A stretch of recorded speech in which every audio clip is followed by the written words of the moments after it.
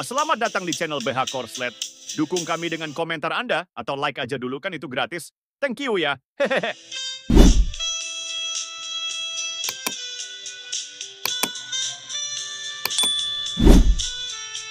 Bab 515. Serang, bunuh, bunuh, bunuh demi orang-orang di Daheishan. Ayah, anakmu akan membalas darahmu dan membunuh mereka semua. Kakak, lihat saja dari Gunung Dahei dan lihat bagaimana aku membantumu membalas dendam, saudaraku. Bunuh, bunuh, bunuh. Di pintu masuk desa Chenjia, terdengar teriakan pembunuhan, disertai semburan pedang dan anak panah yang membubung ke langit. Meski hari sudah malam, di bawah penerangan lentera mentega besar itu, orang-orang Qiang ini masih bergegas menuju menara dengan tujuan yang sangat jelas. Lebih dari 20 tangga dipasang, setengahnya sudah berada di atas menara kota. Tangganya sangat tinggi, sedikit lebih tinggi dari menara kota, dan banyak orang telah menaikinya. Namun orang-orang yang memanjat akan ditembak jatuh satu persatu oleh penduduk desa Chenjia sebelum mereka bisa mencapai puncak menara.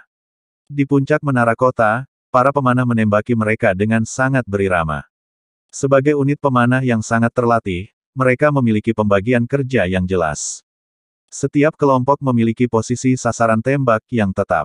Musuh pada posisi sasaran tersebut adalah musuhnya, sedangkan musuh di arah lain tidak diperlukan, bahkan jika musuh-musuh ini naik ke puncak menara kota, mereka masih memiliki pasukan lanjutan untuk membantu, dan mereka tidak perlu bertindak membabi buta.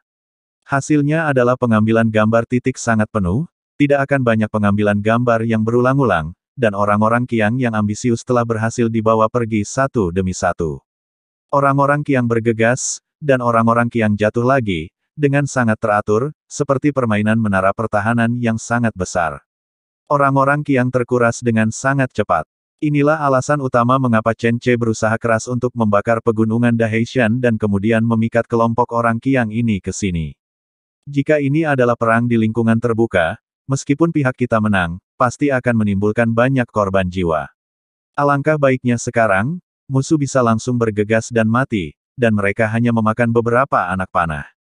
Orang tersibuk saat ini bahkan bukanlah para pemanah di menara, melainkan para pekerja yang mengangkut busur panah. Eksploitasi militer yang dibangun oleh menara-menara tersebut tidak terlalu besar, namun efek yang dihasilkannya masih sangat besar. Setidaknya, mereka telah berhasil menarik cukup banyak kebencian, terutama ketika Fat Jin akhirnya membiarkan suku-suku yang tersisa menyerang markas besar Qiang kemarahan terhadap kelompok orang Qiang ini. Teng di antara dua orang Qiang, Kusa dan Gui Qing, kini hanya bersembunyi di balik tumpukan mayat dan mengamuk tanpa daya. Mereka ingin bertarung, dan bertarung dengan gembira, tetapi situasi saat ini tidak memungkinkan mereka melakukan apapun yang mereka inginkan. Anak panah di menara kota tidak akan mengampuni mereka hanya karena mereka adalah Raja Perunggu dan Raja Darah. Sebaliknya, kemunculan dua orang besar ini akan menyebabkan lebih banyak anak panah yang terfokus pada mereka. Untungnya, mereka bisa menghindar dengan cepat, jika tidak mereka pasti akan menjadi landak. Apa-apaan ini? Apa yang harus kita lakukan? Kenapa domba berkaki dua ini punya banyak anak panah sehingga mereka tidak bisa menggunakan semuanya? Sial! Banyak dari kita yang mati, dan mereka masih terus menembakkan anak panah. Sialan, jika ini terus berlanjut, seluruh rakyat kita akan mati. Kusa dengan sedih, dia melihat pasukan yang berjatuhan satu demi satu di sekitarnya, merasa pahit di hatinya. Ini adalah kekuatan koalisi dari beberapa suku besar, termasuk dari klan penyihir dan saudara-saudaranya dari klan darah. Ini adalah saudara suku yang dia serukan untuk menghancurkan dunia, tetapi sekarang mereka telah menjadi seperti umpan meriam, dan mereka tidak memainkan peran elit sama sekali. Mereka dikirim ke kematian atau mati sia-sia. Apa yang bisa kita lakukan? Sial, kita harus menunggu sampai anak panah bajingan Chen Ce ini habis. Aku tidak percaya berapa lama anak panahnya bisa digunakan. Setelah gelombang dia ini selesai, kita akan aman. Gui Qing juga berkata aku hanya bisa menghibur diriku sendiri dengan cara ini.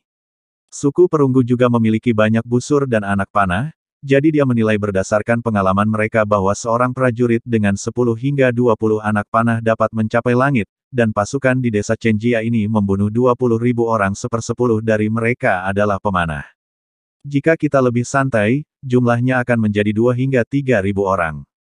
3.000 orang mencapai langit dengan 60.000 anak panah. Gui King menghitung berdasarkan kecepatan menembak mereka saat ini, 60.000 anak panah memungkinkan mereka menembak paling lama 1 atau 2 jam. Jika kita bisa menahannya, mereka akan kehabisan anak panah paling lama dalam waktu setengah jam. Saat itu, inilah waktu kita untuk memamerkan kekuatan kita. Kata-kata Gui King membuatnya ingin menangis, tapi tidak ada yang bisa dia lakukan selain menahannya. Tidak mungkin dia bisa melompat keluar dan memblokir anak-anak panah untuk saudara-saudaranya. Dia tidak bisa menjadi begitu mulia. Selain itu, dia masih ingin tetap berguna sampai anak panah musuh habis dan membunuh mereka dengan keras. Yang juga cemas adalah Raja Qiang Hetian. Meskipun Hetian duduk di belakang formasi dan segalanya tampak stabil seperti anjing tua, dia memerintahkan tentaranya untuk terus menyerang satu persatu dan merebut menara kota dengan tidak yakin. Dia juga memperkirakan jumlah anak panah di desa Chenjia. Meskipun orang-orang dikirim untuk mati sekarang, tidak ada yang bisa dilakukan. Jika mereka tidak menggunakan orang untuk memakan anak panah musuh, maka pertempuran jarak dekat tidak dapat dilakukan. Panah musuh yang hampir habis adalah kunci kemenangan. 1 jam kemudian, orang Qiang telah menginvestasikan total 5.000 orang. 5.000 orang berjatuhan selamanya di alun-alun depan desa Chenjia. Mayat yang mereka tumpuk di bawah menara kota tingginya 1 atau 2 meter. Sebagian besar tangga itu telah runtuh.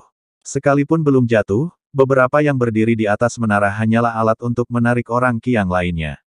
Jika Anda ingin benar-benar mengandalkan mereka, sangat tidak mungkin untuk menaiki benda ini.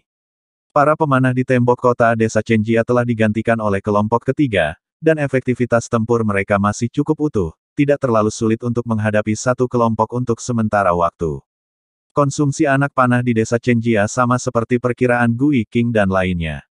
Mereka telah mengkonsumsi sekitar 50.000 hingga 60.000 anak panah, tetapi masih ada stok lebih dari 100.000 anak panah, yang mana cukup untuk saat ini. Namun, Chen Che ingin mempermainkannya. Dia meminta orang-orang untuk memperlambat kecepatan menembak dan berpura-pura tidak memiliki banyak anak panah. Benar saja, Raja Qiang Hetian langsung tertipu dan masuk jebakan. Bagus, anak panah musuh tidak lagi cukup. Mereka sudah mulai menyimpan anak panah. Saudaraku, ini adalah kesempatan. Sekarang adalah saat yang tepat untuk memanjat menara. Saudaraku, buruan kejar dan menangkan desa Chenjia ini sekaligus. Mengikuti perintah Raja Qiang, orang-orang Qiang di bawah komandonya meraung lagi, seolah-olah mereka telah diberi darah tambahan, dan kemudian mereka bergegas keluar seperti harimau, hendak membunuh orang-orang di desa Chenjia seperti penggiling daging. Ketika mereka semakin dekat dan tidak terluka oleh anak panah dari jauh, orang-orang Qiang menjadi lebih bersemangat, berpikir bahwa mereka telah benar-benar mengikis semua anak panah musuh. Mereka tidak tahu bahwa jenis senjata lain telah diam-diam dipasang di menara desa Chenjia. Senjata jenis ini tentu saja merupakan panah perak yang baru diteliti, diproduksi oleh keluarga Mohis, dengan kualitas terjamin. Ketika segerombolan orang Qiang sekali lagi muncul di pintu masuk menara gerbang desa Chenjia, Lu Yuanhui juga diundang ke menara saat ini dan menjadi konsultan senjata. Dia sudah mencoba semua senjata. Melihat orang-orang Qiang di bawahnya semakin dekat, dia mengangguk kepada Chen Che, "Bos Chen, kamu bisa menembak kapan saja." Chen Che mengangguk ketika mendengar kata-kata itu, dan kemudian mulai memberi perintah. Tim 1, 3, 5, 7 kelompok, bersiap, 3, 2, 1, luncurkan. Saat hitungan mundur Chen Che berakhir, 4 pemanah di 4 kelompok menarik pelatuknya pada saat yang bersamaan. Dengan sekali gesek, panah perak itu terbang ke bawah dengan kekuatan penghancur yang tak tertandingi. Desir, desir, desir. Di bawah jangkauan tembakan panah perak, orang-orang Qiang yang bergegas mendekat tiba-tiba dipotong sebagian besar tubuh mereka, seperti bunga pemerkosaan di bawah tangan seorang anak kecil langsung berangkat ke akhirat. Bab 516. Banyak orang Qiang yang belum bereaksi. Mereka masih menyerang, tetapi saat menyerang, mereka tiba-tiba menemukan bahwa tubuh mereka menjadi lebih ringan dan mereka jatuh ke tanah tanpa peringatan. Jatuh tak terkendali, mereka menoleh untuk melihat dengan ngeri, dan kemudian mereka dapat melihat bahwa anggota tubuh mereka telah dipenggal. Beberapa orang dipenggal kepalanya, sementara yang lain tubuhnya dipotong di bagian pinggang, kaki dan lengannya. Tubuh mereka terjatuh dengan lemah, dan aliran darah yang besar mengalir dari bagian yang putus. Dan itu bukan hanya satu atau dua orang, tapi deretan orang berjatuhan. Kemanapun panah perak lewat, dari saat ia menyentuhnya hingga kerumunan yang berjarak 3 meter, semuanya terpotong. Akhirnya, panah tajam itu akan menjerat beberapa orang yang berjarak 3 meter karena sisa energinya juga ditangkap oleh panah perak sebelum mereka dapat bereaksi. Begitu mereka mengerahkan kekuatan, panah perak tersebut dapat dengan mudah memotong tubuh mereka. Ah! Apa-apaan ini? Tanganku, tanganku. Tolong, tolong, aku belum mau mati. Apa-apaan ini? Bagaimana bisa benda itu membelah tubuh kita? Kakak, kakak, ada apa denganmu? Kakak, kenapa kalian jadi dua bagian? Bagaimana ini bisa terjadi? Bagaimana ini bisa terjadi? Berhenti menyerang dari belakang, orang-orang akan mati. Ah, kamu menginjakku, Orang-orang di depan terjatuh dalam barisan, tetapi orang-orang di belakang tidak tahu apa yang sedang terjadi. Dengan bantuan inersia, orang-orang di barisan depan terjatuh, dan kemudian diinjak-injak menjadi roti daging oleh orang-orang yang bergegas dari belakang. Chen Ce di menara melihat efek panah perak dan mengacungkan jempol pada Lu Yuanhui dengan kepuasan, senjata ini sangat bagus. Seharusnya digunakan sejak awal. Ada terlalu banyak mayat di tanah sekarang, yang mana membatasinya. Ini sangat kuat. Lu Yuanhui mengangguk, itu benar. Senjata seperti itu seharusnya paling sering digunakan dalam konfrontasi head-to-head, terutama saat menghadapi kavaleri. Itu adalah senjata yang sangat kuat. Coba pikirkan, Bos Chen. Saat berhadapan dengan barisan kavaleri, saat mereka bergegas menghampiri Anda cukup menembakkan beberapa anak panah ke arah mereka, dan anak panah perak ini terbang ke arah mereka, dengan mudah memotong semua kaki kudanya. Anda bahkan tidak perlu menggunakan tenaga saat ini, mereka akan bisa bunuh diri. Kata-kata Lu Yuanhui membangunkan Chen Ce dan membuat matanya tiba-tiba menjadi cerah. Ya, panah perak semacam ini hanyalah mimpi buruk bagi kavaleri. Digunakan untuk melawan infanteri, benar-benar seperti meriam untuk melawan nyamuk. Namun, tidak ada yang bisa kami lakukan. Sekarang, hanya infanteri ini yang bisa bertarung, dan kemungkinan besar lawan tidak memiliki kavaleri. Akan ada banyak peluang untuk menghadapi kavaleri di masa depan. Sekarang mari kita serang infanteri ini dulu. Grup 2, 4, 6, dan 8 sudah siap. Gelombang kedua sudah dimulai. 3, 2, 1, luncurkan. Orang-orang di depan terinjak-injak sampai mati, dan banyak orang di belakang tidak tahu apa yang terjadi. Mereka terus menyerang ke depan. Secara alami, akan lebih efektif untuk terus menembak. Gelombang kedua panah perak terbang keluar. Mereka menggunakan metode pemotongan yang sangat cepat untuk memotong kepala beberapa orang di barisan depan dalam sekejap dengan cara miring. Dipotong sampai mati. Ribuan orang jatuh. Ini lebih dari sekedar korban jiwa. Begitu mereka mati, sebagian besar orang Qiang ini akan sangat besar mempengaruhi efektivitas tempur yang lain. Sama seperti memanen gandum atau daun bawang, orang-orang Qiang ini menderita banyak korban setiap menitnya. Bahkan tidak 1/10 orang di barisan depan yang selamat. Mereka yang selamat semuanya lolos dari celah anak panah perak dipotong-potong di sekitar mereka begitu ketakutan sehingga mereka tidak berani lagi bergerak maju. Namun, orang-orang di belakang masih belum mengetahui apa yang terjadi. Ini adalah kerugian dari pertempuran skala besar. Tujuan mereka adalah memanjat menara. Bahkan jika orang-orang di depan mati, orang-orang di belakang tidak mengetahui apa yang terjadi. Jadi mereka hanya bisa bergegas, terus bergegas, dan kemudian mereka disambut oleh lebih banyak anak panah perak. Chen Ce hanya memerintahkan untuk menembakkan anak panah sesekali, agar anak panah tersebut dapat memanen orang-orang Qiang ini secara lebih luas. Menara kota saat ini digambarkan sebagai aliran darah. Ketika panah-panah sebelumnya membunuh orang-orang Qiang ini, tidak akan ada banyak pendarahan, tetapi sekarang mereka langsung membunuh mereka di tengah. Sambil menunjukkan tingkat kematian yang sangat besar, panah perak juga membunuh orang-orang Qiang ini. Orang Qiang dibebaskan dengan bebas. Raja Qiang Hetian mengertakkan gigi dan terus mengirim lebih banyak orang untuk maju.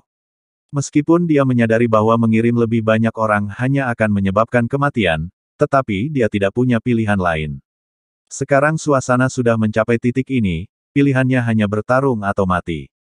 Mereka orang Qiang tidak punya jalan keluar dan harus terus menyerang.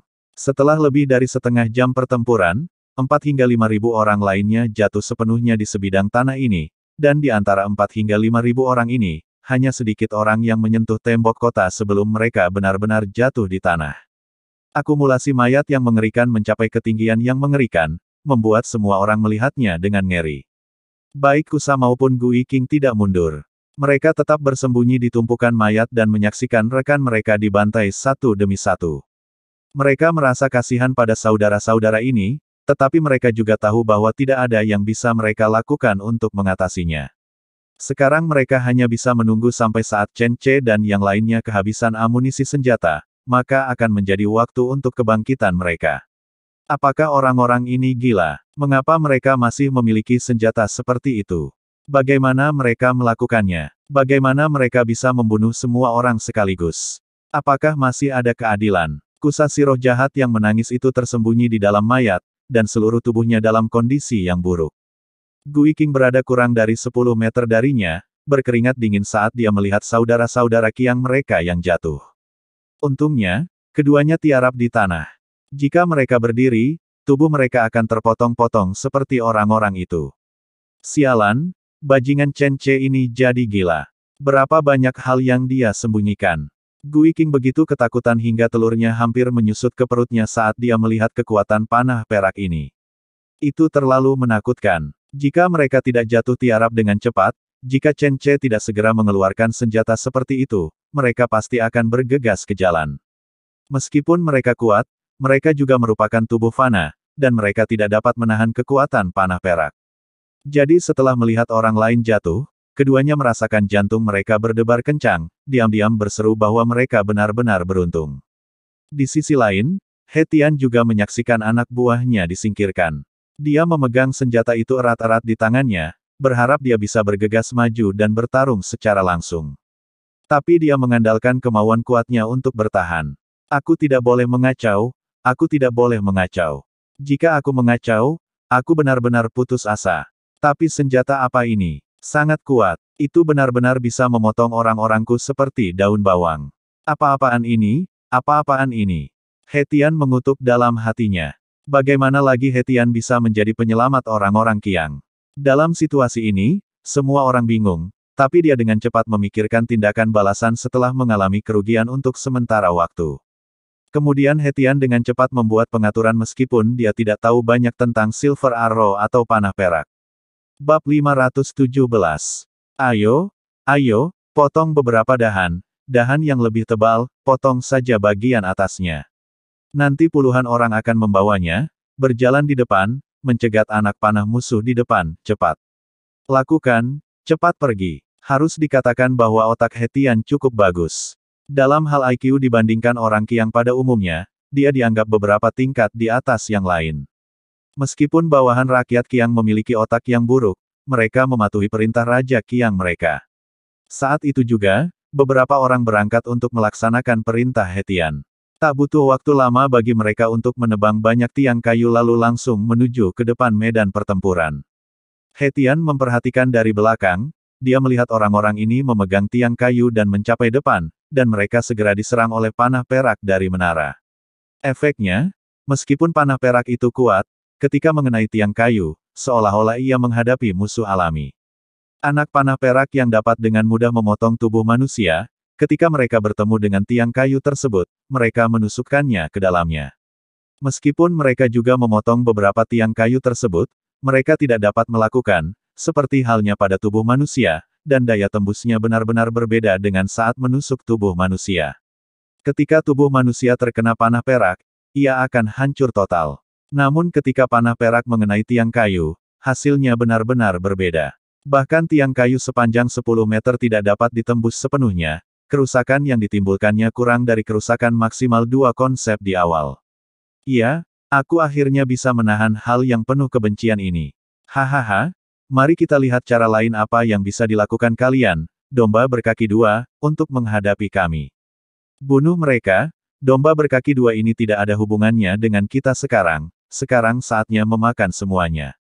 Serang, bunuh. Orang-orang Qiang menjadi bersemangat. He Tian juga menghela nafas lega, dia tidak menyangka efek dari tiang kayu itu begitu bagus dan bisa menghancurkan kekuatan panah perak musuh sepenuhnya. Raja, kamu luar biasa. Kamu benar-benar memikirkan cara yang sangat bagus untuk menghadapinya. Luar biasa, luar biasa. Pria Wucu itu tidak ragu-ragu untuk memujinya, dan bahkan memuji Raja Qiangnya sampai ke langit. Sudut mulut Hetian tidak bisa menahan diri untuk tidak muncul, tunggu dan lihat saja, selanjutnya segalanya akan menjadi menarik secara bertahap. Meski puluhan ribu orang tewas atau terluka, Hetian merasa menang. Konsekuensinya adalah orang Qiang lainnya juga memiliki dorongan seperti itu, seolah-olah desa kecil Chenjia ini sudah ada di telapak tangan mereka, dan mereka dapat merebut desa Chenjia sekarang juga selama mereka mau. Saat ini, di menara gerbang desa Chenjia, Chen Ce mengerutkan kening, sial, apakah masih bisa retak seperti ini? Sepertinya panah perak ini memang lebih cocok untuk menghadapi kavaleri. Lupakan saja, sebut saja sehari, singkirkan anak panah perak, dan lanjutkan servis busur panahnya. Haha, tiang kayunya tidak bisa menghentikan busur panahnya. Trik kecil pihak lain bagaikan setetes hujan bagi Chen Ce. Dia berubah pikiran dan langsung memenangkannya lagi. Orang-orang Qiang di bawah yang diserang paling parah telah menginjak mayat rekan mereka dan mencapai bagian bawah menara kota. Namun, begitu mereka memanjat tembok, mereka dihentikan oleh para pemanah yang menjulurkan kepala mereka lagi, populasi menjadi mayat yang diam. Putaran pembantaian baru dimulai lagi. Panah-panah di desa Chenjia sepertinya telah habis. Putaran demi putaran anak panah ditembak jatuh, membuat satu demi satu orang Qiang membenci barat laut. Mereka tidak pernah membayangkan bahwa anak panah Chen Jiachun, yang mereka harapkan akan habis, sekali lagi dapat memainkan peran besar, bahkan membuat mereka tercengang. Tumpukan kayu yang baru saja ditebang menjadi hiasan, dan masyarakat Qiang kembali menjadi sasaran hidup. Setelah pertempuran ini, tidak ada yang tahu berapa banyak pemanah yang akan menjadi penembak jitu. Chen Ce sengaja membuat daftar peringkat penembak jitu. Jika Anda membunuh 100 orang, Anda bisa disebut penembak jitu. Chen Ce memiliki peringkat penembak jitu paling kuat di desa Chenjia, dia adalah pemburu tua di tim pengawal. Dia adalah penembak jitu bintang 3, yang berarti orang ini telah menembak setidaknya 300 musuh. Setelah pertempuran ini, tidak diketahui berapa banyak orang yang akan naik ke level penembak jitu bintang 3. Semakin tinggi rating bintang seorang marksman, maka semakin baik juga keuntungan yang akan diterimanya. Sial, sial, kenapa anak panahnya belum habis? Bukankah semuanya baru saja habis? Kenapa anak panahnya masih banyak? Raja, kita tidak bisa membiarkan orang-orang kita menyerang seperti ini lagi. Jika seperti ini, kita tidak akan bisa melawan musuh. Kita akan mati. Tidak peduli berapa banyak anak yang kita miliki, kita tidak akan pernah merasa cukup. Wu Churen masih merasa tertekan. Seperti kata pepatah, ada perbedaan antara kedekatan dan jarak. Sebelumnya, hanya orang-orang dari klan darah dan klan roh yang menyerang, tetapi sekarang orang-orang dari klan Wu yang menyerang, dia mulai merasa tertekan. Meninggalkan dirimu sendiri. Kita harus pergi meskipun kita harus mati. Kita harus menggunakan semua orang untuk memakan anak panah Chen Ce dan yang lainnya. Jika tidak, kita tidak akan bisa memanjat tembok kota mereka. Hanya dengan memanjat tembok kota mereka, kita bisa mengalahkan mereka. Berjuang, teruslah berjuang. Hanya jika kita terus berjuang kita dapat memiliki harapan untuk menang. Kita orang Qiang tidak punya jalan keluar. Daheishan sudah dibakar, dan semua keluarga kita yang mati sedang mengawasi kita. Jika kita tidak bisa mengalahkan desa Chenjia, kita akan kalah di tempat ini. Setelah kita mendapatkan kekalahan, semakin banyak orang akan berani berdiri melawan kita di masa depan, jadi kita harus bertarung, tidak peduli berapa banyak nyawa yang hilang, kita harus bertarung. Hetian melihat jauh dan jelas. Dia tahu di mana hambatan terbesar bagi orang-orang Qiang saat ini.